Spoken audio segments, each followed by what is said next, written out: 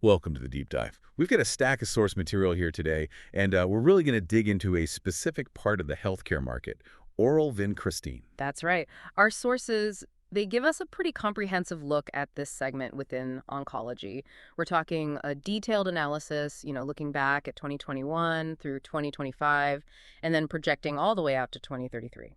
And our mission here, well, is to sift through all that data and pull out the really important bits for you, the key numbers, growth trends, maybe some surprising regional stuff, basically a shortcut to getting up to speed on this market. Exactly. And this kind of detail, it's valuable for a lot of different people. Maybe you're a healthcare investor or a policy advisor or even a strategist in pharmaceuticals looking at opportunities. Okay, let's get into it. Before we hit the big market numbers, maybe just quickly set the scene. Vincristine, it's a key chemotherapy drug. The source definitely highlights that.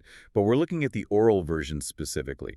What's the significance of this shift to oral, according to the source? Well, what's interesting is the source notes this growing preference, for oral over the traditional IV method. For vincristine, which has historically been an infusion, getting an effective oral version, that's quite an advance pharmaceutically and clinically. And this preference shift, what's driving it, does the source say? Primarily, it seems to be patient convenience. I mean, taking a pill at home versus regular clinic trips for an IV, it's just easier. And it also mentions, fewer clinic visits, which helps patients and the healthcare system logistically. Right, so it's more than just a different delivery method. It impacts the patient experience, the load on clinics. Okay, that context helps. So with that in mind, what's the big global picture for this oral formulation? What are the overall numbers? Okay, globally, the source puts the market at $973.8 million. That was back in 2021. So just under $1 billion a couple of years ago. Pretty much. And the momentum looks pretty strong. By 2025, it's expected to hit $1,374.6 million. Over 1.3 billion. Okay, that's solid growth in just those few years. Definitely. And then looking further out, the projection for 2033 is quite striking, $2,739 million. Wow. Okay, that's more than double the 2025 figure by 2033. That Yeah. really underlines the expected growth path, doesn't it? It really does. The source highlights a strong CAGR, that's compound annual growth rate of 9% across that whole forecast period, 2021 to 2033. And 9%, that points to steady, robust expansion over the next decade. It's not just a quick spike. That global picture is compelling, but, markets are never the same everywhere. The source breaks this down regionally, right? Let's start with North America. The source calls it a dominant force. It is, yeah. The drivers mentioned are the advanced healthcare infrastructure and, unfortunately, high cancer prevalence. North America's market was about $385.6 million in 2021. Which, yeah, looking at the global number, that's a big slice right there. Absolutely. And it's expected to stay dominant, growing to $535.9 million by 2025, and then projected to cross the billion-dollar mark by 2033, hitting $1,054.7 million. Impressive scale. How does it break down within the region? The U.S., Canada, Mexico? Yeah. Well, the U.S., as you probably guess, leads the way. It was $313.1 million in 2021. Forecast is $422.5 million for 2025, and the projection for 2033 is $822.1 million. That works out to an 8.7% CAGR. Okay. In Canada? Canada was $44.3 million in 2021, expected to be $67.5 million in 2025, and likely hitting $142.9 million by 2033. But what's interesting, like you said, comparing it to the U.S., Canada's CAGR is slightly higher at 9.8%.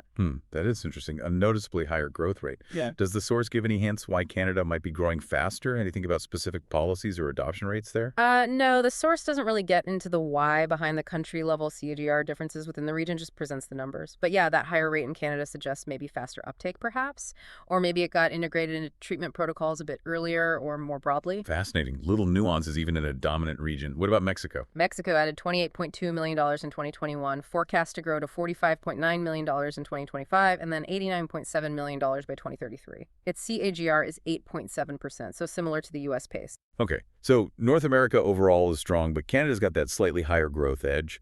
Let's pivot to Europe. How does it compare? Europe's also a very significant player. Its market was $313.6 million in 2021.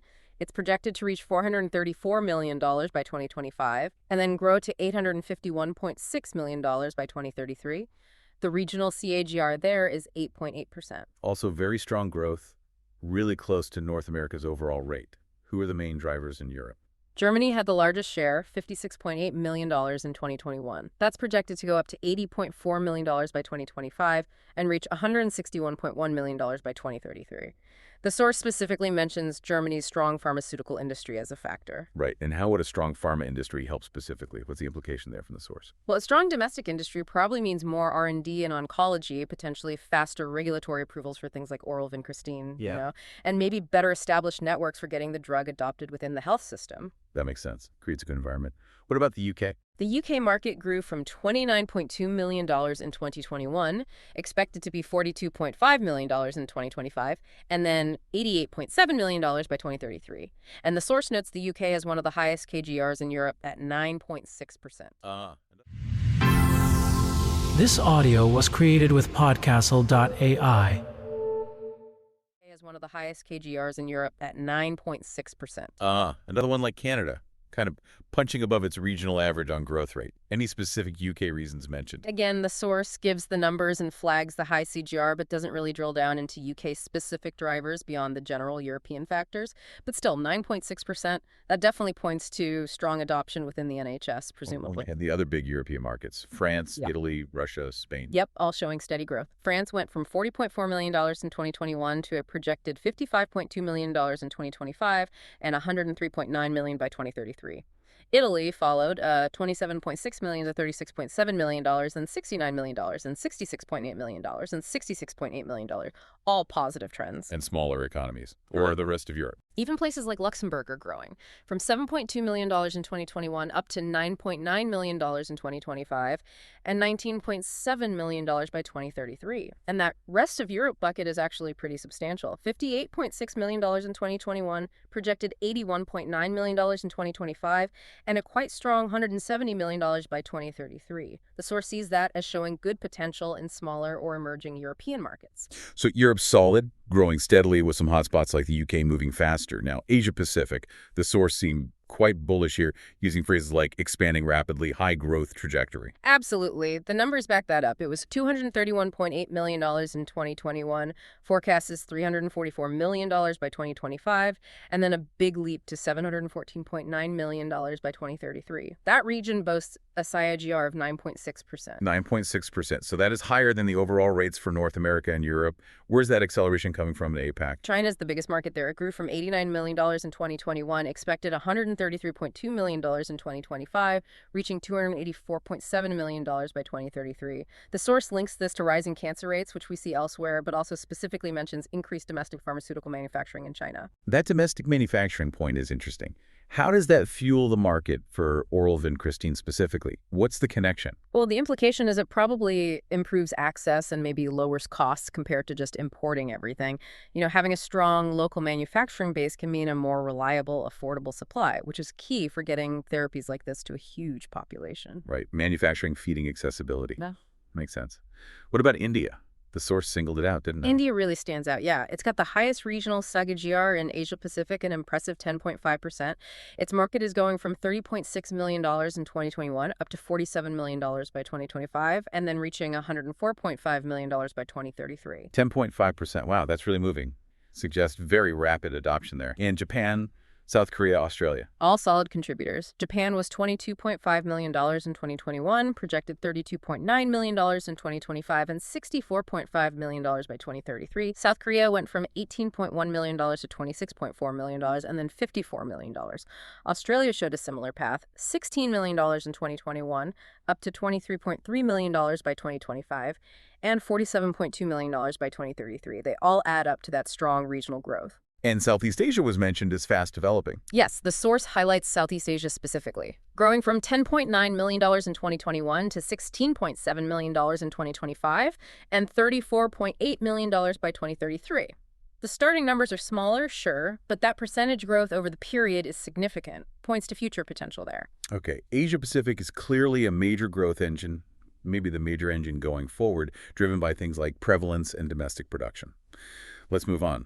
Latin America described as small but steadily growing. That sums it up pretty well. Brazil's the leader there, $8 million in 2021, growing to $11 million in 2025 and reaching $22.3 million by 2033. And the others listed Argentina, Colombia. Yep, Argentina went from $3.6 million in 2021 up to $4.9 million by 2025 and projected $9.9 million by 2033.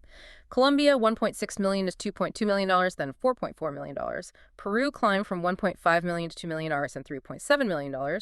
And Chile grew from $1.2 million in 2021 to $1.6 million in 2025 and $3.2 million by 2033. Smaller numbers, yes, but like the description says, consistently upward. Okay. And finally, the Middle East and Africa. What's the picture there? The source characterizes this market as being at an earlier stage but demonstrates upward potential. For specific countries, Egypt grew from $1.1 million in 2021, projected $1.6 million by 2025, and expected $3.1 million by 2033. Turkey went from $1.7 million to $2.4 million and then $4.5 million. And the rest of the Middle East. That category, which includes places like the UAE and Saudi Arabia, grew from $4.9 million in 2021 to $6.9 million by 2025 and $11.5 million by 2033. It is worth noting, though, that this subregion had a relatively lower CAGR reported at 6.6% compared to others we've looked at. Lower rate, okay, but still growing, still has potential. So let's try and pull this all together. Looking across all these regions, what are the main takeaways, the driving forces mentioned in the source? Well, it's interesting. The source really emphasizes this robust expansion across all the regions, even if the speed varies. You've got the big established markets like North America and Europe growing steadily, but then Asia-Pacific showing really strong momentum, higher growth rates. It suggests, a bit of a shift in the global landscape over the next decade. And we saw those specific hotspots, India, Canada, the UK, with KGRs outpacing their regional averages. Exactly. And the source also points to why this is happening globally. It explicitly mentions strategic investments in R&D, improving drug accessibility, and the impact of national cancer control programs. Right. So research, getting the drug to people, and national strategies.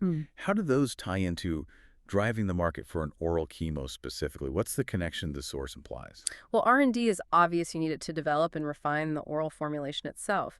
Better accessibility plays right into the convenience of an oral drug, making it easier for patients to actually get and use it without clinic visits. And national cancer programs, they often update treatment guidelines, push for screening, better patient management, which could favor integrating convenient oral therapies like this where they fit. So these drivers really line up with the advantages of oral chemo. This has been, well, a really insightful deep dive, lots of numbers, but they paint a clear picture. The big takeaway seems to be significant, sustained global growth for oral vincristine over the next decade, looking like it could more than double in value between 2025 and 2033. Definitely. And we've seen how that global story is built on different regional dynamics. You have the powerhouses like North America and Europe still growing, but then regions like Asia Pacific, especially India, really accelerating, driven by those factors we discussed. Absolutely. Lots of specific data here that highlights where the momentum is. It raises an interesting final thought based purely on what we've seen in the source material. We saw these different growth speeds, India over 10%, parts of the Middle East maybe closer to 6.6%. And we heard about the drivers, accessibility, national cancer programs, R&D. It makes you wonder, how might that unique mix of factors create really different realities on the ground? Not just market size, but how patients actually access and benefit from oral vincristine in, say, an emerging economy versus an established one over the coming years. Something to think about. Welcome to the Deep Dive. This audio was created with podcastle.ai. Think about. Welcome to the Deep Dive. Today, we're looking into a really significant potential change in cancer treatment. We're talking about oral vincristine. That's right. It's a key chemotherapy, mainly for things like leukemia and lymphoma, traditionally given by IV. We've got some excerpts here from a market report. Oral vincristine, market dynamics and innovations. Yeah, and our goal, as always, is to unpack this source material. We want to understand what's really pushing this move towards oral options, what tech is making it possible, and maybe what roadblocks or opportunities are out there. Exactly. It impacts healthcare, the industry, really anyone interested in where medicine is heading. So let's dive in. The report seems to start with the basics. Why is there even a growing need for vincristine in the first place? Well, the starting point is, unfortunately, a rising tide of cancer diagnoses globally. The report points specifically to leukemia and lymphomas. Right. And it highlights regions like North America, Europe, Asia Pacific. You see these growing oncology caseloads. Places like the US, India are mentioned. It just creates this fundamental demand for effective chemotherapies. So more patients needing treatment naturally leads to exploring, well, better ways to deliver that treatment. Precisely. And that takes us straight to the big trend the report focuses on. This potential shift from IV infusions to taking a pill, oral administration. Which sounds, on the surface, just much more convenient. Oh, hugely. Convenience is a massive factor. Patients, doctors, hospitals, everyone's kind of looking for ways to lessen the burden of constant clinic visits. Less time stuck in a chair, basically. Exactly that. The report mentions examples like in Germany and Japan, where outpatient care is maybe more established. Oral meds could help streamline palliative care. Maybe even help patients stick to their treatment better because it's easier at home. Okay, but taking vincristine orally, wasn't that always a problem? Like, it didn't absorb well or was harsh on the stomach? Yes, historically, that's been the major challenge. Oral bioavailability, how much drug actually gets into your system, was poor. And gastrointestinal side effects were a concern. So what's changed? Is it just better pills? It's more about the delivery technology inside the pill, so to speak. The source talks about significant advances, things like nanocapsules or special polymer-based carriers. Sort of like tiny protective shields for the drug? Kind of. They're engineered to protect the vincristine from being broken down in the gut and, crucially, to help it get absorbed effectively into the bloodstream. And they also aim to minimize those local side effects in the digestive tract. Right, makes sense. So I've got convenience pushing and technology enabling. But the report doesn't paint a completely rosy picture, does it? What are the main restraints or challenges? No, definitely clear-eyed about the difficulties. A key one is vincristin's narrow therapeutic index. Ah, right. That means the dose that works is really close to the dose that causes harm. Exactly. There's a fine line. And the big risk is neurotoxicity, nerve damage, which can be serious. Very serious. So it demands incredibly precise dosing and really careful patient monitoring. Doing that safely and reliably outside of a controlled hospital IV setting, well, that's harder. You lose some of that direct oversight. You do. Plus, the report mentions the regulatory side. Getting an oral version approved requires proving it's just as safe and effective as the established IV form. That means large, expensive clinical trials. Which can be a big hurdle, especially maybe for smaller biotech firms. Definitely a barrier. But despite these challenges, there are some really interesting trends emerging that the report highlights. Okay, like what? What's looking promising? Well, one big area is pediatric oncology, specifically for LA, acute lymphoblastic leukemia, which is common in kids. Right. An oral option could mean far fewer stressful clinic visits for children and their parents. Treatment at home becomes more feasible. The report mentions places like the UK and Australia exploring this. Gosh, that would make a huge difference for families. Absolutely life-changing potential. Then there's the trend of strategic R&D partnerships. Pharma companies teaming up with universities and research centers to crack these formulation challenges. Pooling resources and expertise. Exactly. Pilot programs are apparently underway in Asia and Europe.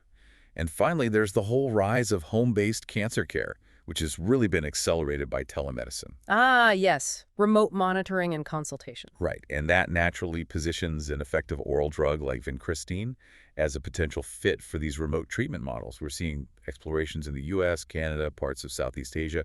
It fundamentally changes how you might administer and monitor these powerful drugs. Wow. Okay, so wrapping this up. We've seen the core drivers.